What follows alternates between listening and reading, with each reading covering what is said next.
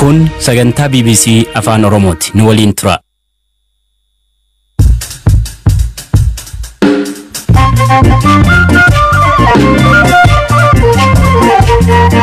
Yooyaa ammallee yooyaa dhaggeeffattoota raadiyoo BBC Afaan Oromoo sagantaan keenya Nairobi Kenya irra dhufu am jalqabu.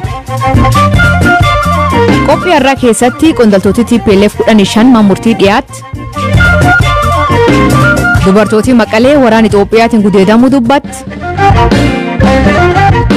Dubartii Oromoo hojiif B73 waliin geettee dhaamsiisii. Qabeenya qabaannee miti garuu haadhi keenya ciniinnattee rakkattee nu guddiste ciniinnadhaati ijoollee keessan barsiisa yoo baranii achi ba'anii biyya isaanii isin gargaaru isiniin isin gargaaru. Chaayinaan walaabummaa Taayiwaan barbaaduun waraan fedhachuu jetti oduu biraalee qabadee dhiyaadhaa an asli galgalooti nuu dhiyaadhaa.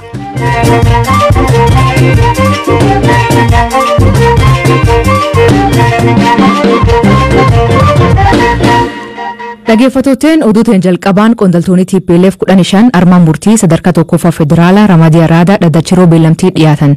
Jarri kun sababa lolti Tigraayin to'annoo seera jala oolan hundeessa paartichaa dabalatee pireezidant naannichaa Kadurii fi AFAAN mammaree ka turte.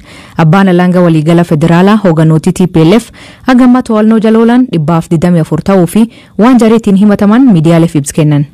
Hundeessaa TPLF kataan obbo Sibahat Naggaa Afyaa'ii duraanii mana maree Federeeshinii fi pireezidantiin duraanii naannoo Tigraay obbo Abbaay Walduu kanneen mana murtiitti dhiyaatan keessaati. Qondaaltotni TPLF wayita mana murtiitti dhiyaatan hedduu isaaniif kun yeroo lammaffaadha.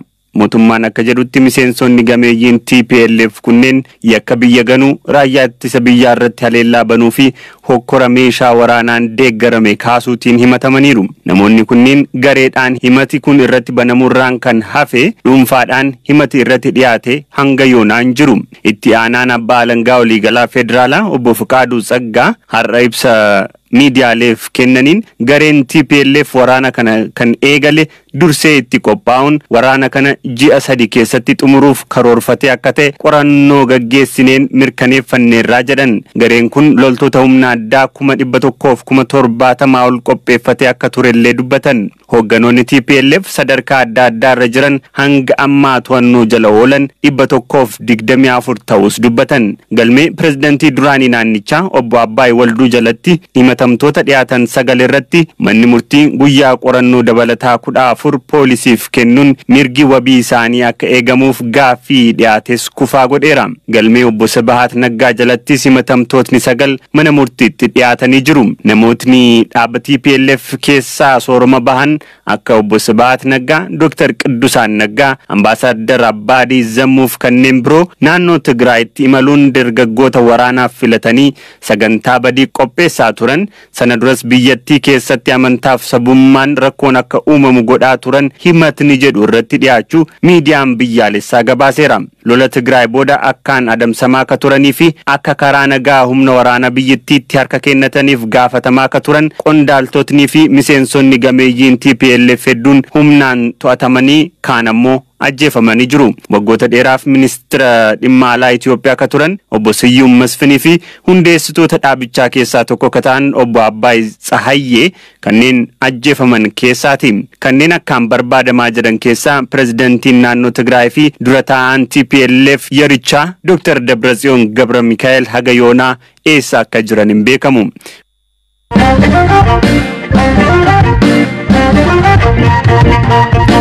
Magaal Maqalee keessatti miidhaan saalaa hedduun loltoota mootummaatiin raawwatamaa himati jedhu irda deebiin dhaga'amuu fi kun isaan rifachiisu dhaabbati mootummaa gamtoomanii dhiyootan ibsee ture.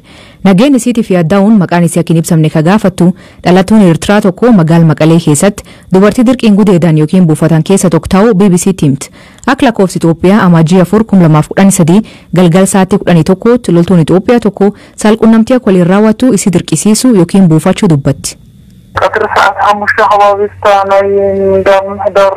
Gara naannoo sa'aatii 11tti daa'ima kiyyaaf qoricha bituuf gara fannoo diimaa qadaamaa wayyaaniitti yoon deemu bulchiinsa magaalaa Maqalee biratti loltoonni 3 na dhaaban. Dhiirotni 2 na waliin turan. Waraqaa hayyama sochii akkanitti agarsiisu yeroo na gaafatan manattiin dagadhee bahee koottaatti isiniin kennaa yoon jedhu didanii dhiirota 2 irraa waraqaa sochii ilaalanii deemaa isaaniin jedhan. Anaan gara hoteela naannicha jiru tokko na geessan. daa'imman ganna 6 fi 7 manatti dhiisee waan hin baheef imimmaan koo gaafasii ibsuu hin danda'u. Loltoota sana keessaa tokko na dirqisiise. Shamarreen ganti 27 haadha ijoollee lama tuniin eegii Itoophiyaa fi Eertiraan jidduutti araarri bu'ee jireen fooyya'aa jiraachuu jecha waggaa 2 dura gara Itoophiyaa galuu dubbatti. Ofii loltuun haleellaa saalaan irraan ga'e jettu kun loltoonni Itoophiyaa ta'uu akkamiin beekti? Huccuu loltuu uffatanii turan, meeshaas hidhataniiru. Afaan isaanii lammaffaan Amaariffa ture. Eegii akkaan tun irratti hojjetamee hospitaal deemtee guyyaa 28f qorsicha HIV fudhachaa jirtuu fi qorsi kun itti fidee dubbatti. Yakka tan ilaalchisee qaama mootummaa kamiitu dhaqxee himachuu gaafannaan akkan jetti. Hojjettoonni buufata fayyaa ni beeku. Fayyaa kee baga dursiifte malee himachuun wanti milkeessitu hin jiru, namni si dhaga'u hin jiru naan jedhan. Anis namoota kana himadhee humnan ittiin morkadhu hin qabu. Gaaffiin inni guddaan qoricha kana fudhadhee yoon xumuru bu'aan qorannoo koo maal ta'a kan jedhudha. Haleellaan saalaa kun erga irratti raawwatamee torban 3f dhiigni na dhangala'aa jira. Akkan wal aanamuu qabu natti himameera. Garuu maallaqa hoo? Kana hundarra osoon gara Sudaan dhaquu danda'ee jechaan ture. Ajaja raayyaa ittisa biyyaa Jeneraal Biraanuu Juulan dhimma kana irratti deebii akka nuuf hin yaalii goonee hin milkoofne. Haa ta'u malee torbaan lamaan dura dhimma wal fakkaatu irratti dubbifnee deebii nuu kennaniin raayyaan keenya loltuu mootummaa malee shiftaa mitii jedhee loltoota isaanii irratti himata dhiyeessan dhaares. Tigraay keessatti miidhaa saala irratti hundaa'e ilaalchisee kominikeeshinii ministeera dubartootaaf daa'imaa obbo Adnaa Wabarraa gabaasni isaan dhaqqabuu himanii kan qulqulleeffachuuf wixatu dhufu gareen gara naannichaatti imaluuf qophaa'aa jira jedhan. Dhaabbati mootummaa gamtoomaniitti bakloolii jiruutti dhimma haleellaa saalaa hordofuun kaangoo qaban Pramila Patten guyyoota duraa Jineevaa ibsa kennaniin miseensota maatii ofii waliin dirqiin saal quunnamtii akka raawwatan godhamu dabalatee gabaasanii hirreenan buufatan yookiin gudeedan isaan ga'u dubbatan.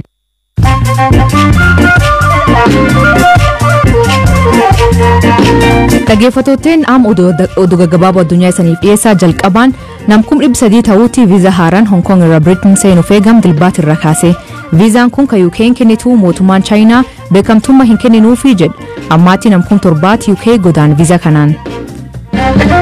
Dhaabbileen deeggarsa namoomaa lammiilee naannoo Tigraayiif kaan dhaqqabuuf gargaarsa $53 miliyoona gaafatan. Koreen fannoo diimaa addunyaa warra lol Tigraayitiin miidhame atattamaan dhaqqabuuf deeggarsa Frank Swiss miliyoona 20 barbaachisaa jedha. Lol kan duraayyuu weerar kooronaavaayirasiif awwaannisaa naannichi hanqina nyaataa cimaa qabaa jedhan. Itoophiyaatti yoo xiqqaatee dubartoonni 5,000 sababa kaansaa fiixee gadaamessaatiin waggaatti du'uu himan. Daayirektaraan fayyaa haadholiif daa'immanii Dr. Masarat Zalaalem waggaatti dubartoonni gam 7,000 dhukkuba kanaan qabamuu dubbata. Kaansaan gadaamessaa kun ka kaansaa harmaatti aanee yaaddessaa ta'e tallaaliin ittisuu hin danda'an. Chaayinaan walaabummaa Taayiwaanii barbaaduun waraan fedhachuu jetti. Taayiwaan waggaa dheeraa ufumaan of bulchitu walaabummaa isii labsuu feete. Washington kamis dabree Taayiwaan gamdamee isaatiin akka deeggaru ibsa baase. Dhiirsa keetii tokko Zimbaabuweetti erga WhatsApp irratti pireezidantii biyya du'e jedhaniif hidhan. Pireezidantiin kun kan waalchi ministeera isaa lama ta COVID-19 lubbuu dhabdirratti kan hin argamin boqonna 7 jira jedhu mootummaan. Jarri kun lameen oduu dharaa walii dabarsee jedhanii poolisiin to'atamu.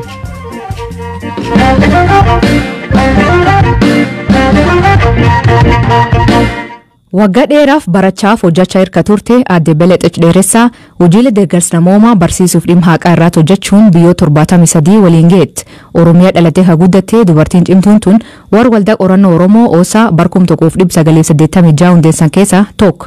Kitaabota barreessite keessaa kitaaba Oromtittiif Oromoo Dimookiraasii jedhuun beekamte. Taalleen dubartii Oromoo jalqabaan PhD argattee jedhaniin amanamte. Wal baradha.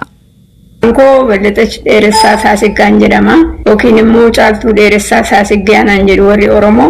Lafi itti dhaladhee lixa Oromiyaa Wallagga keessaati iddoo Haaruu jedhamtu naannoo Gimbiittan dhaladhee garuu yeroon waggaa 2 abbaan koo du'e kana booda haadhi koo anaa fi obbolaa koo 3 fudhattee Najjoo biyya abbaa keenyaatti deebitee galte.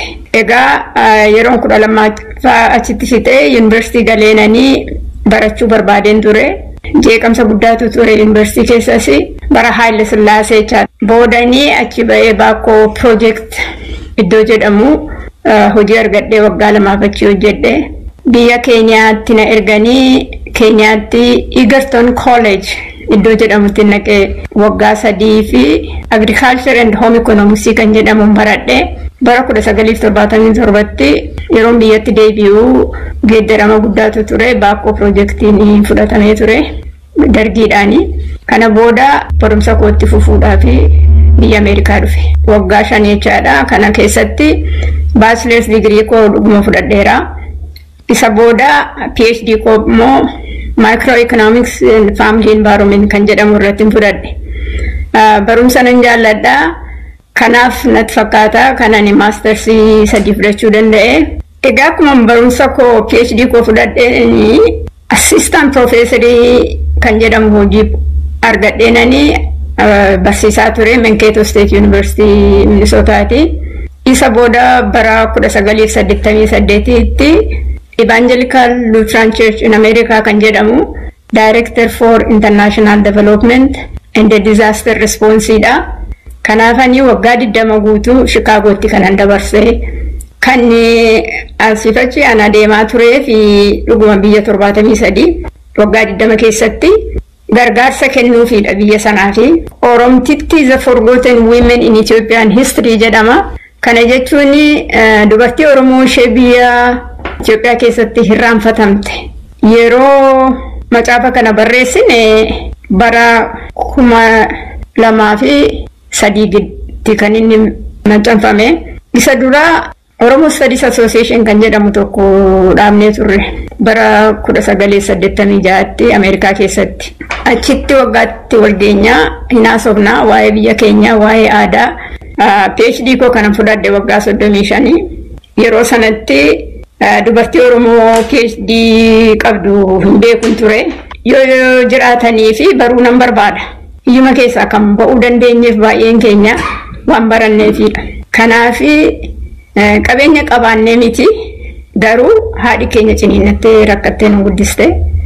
Akkasumas isinis immoo baradhaa. Ciniinnadhaati ijoollee keessan barsiisaa. Yoo baranii achi ba'anii biyya isaanii isin gargaaru, isiniinis isin gargaaru.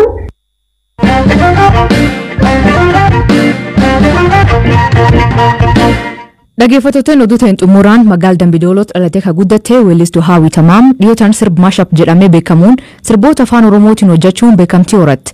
Haawiin sirba furii ol kan weellistoonni Oromoo hojjetan walitti qabdee rukutu wal fakkaatuun sirbiti. Goo sirba Maashap kana akka itti jalqabdeen himti. Bizoor Qolaanatu dubbis. Ashama ani Haawii Tamaam jedhama. Kan hin dhaladhee guddadhee magaalaa Dambidooloo ganda duwwaa shanii keessatti sirboota Maashaappii afaan Oromoo kan jalqabe Affaarraan kan ka'edha. Sirboota kan saba biraa utuu hin ilaalu maaliif Oromoon hojjechuu dandeenya sirbootas qabna dalaguu dandeenya humna qabna jedhee inaaffeen gara kanatti dhufe gara Maashaappii afaan Oromootti jechuudha. Sirboota nan jedhe sirboota dubdurii sirboota namoonni irraanfatan sana deebiin Maashaappii godhee yaadachiise jechuudha. Sirbooti Maashaappii jechuun sirboota 4-5 rukutaa tokko rakaanii sirbuu jechuudha. Sagalee kan duraanii sana fooyyeessanii viidiyoo gaariidhaan sagalee gaariidhaan dhiyeessuu jechuudha. Yaala sallasee beessa yaala sallasee beessa yaala sallasee beessa ofinna qabila beessi shaggarii gubbaanna deema yaa waara miila kooti shantaatee na durayaati mamma gallan biyya kooti koyaa loleekoo koyaa loleekoo yaa loleekoo yaa loleekoo gurbaa deebisii qalbii. Dhaggeeffattoota keenya sagantaa keenya jimaata xumur torbaan guutuu nu eeggattanii nu dhaggeeffachuu keessaniif hedduu san ulfeeffannaa. Sagantaa kan qopheesse Galaana Balaay gam teknikaatiin Deevis Masaaru keessaniif dhiyeessan Aslii Galgalooti yoo waaqni jedhe torbaan dhuuf saatti akkana walitti deebina jimaatii kaquufaaf gammachuu saniif haa ta'u nagaa waaqa kee bulaa oraa bulaa deebana hangafamaan dhan bulaa.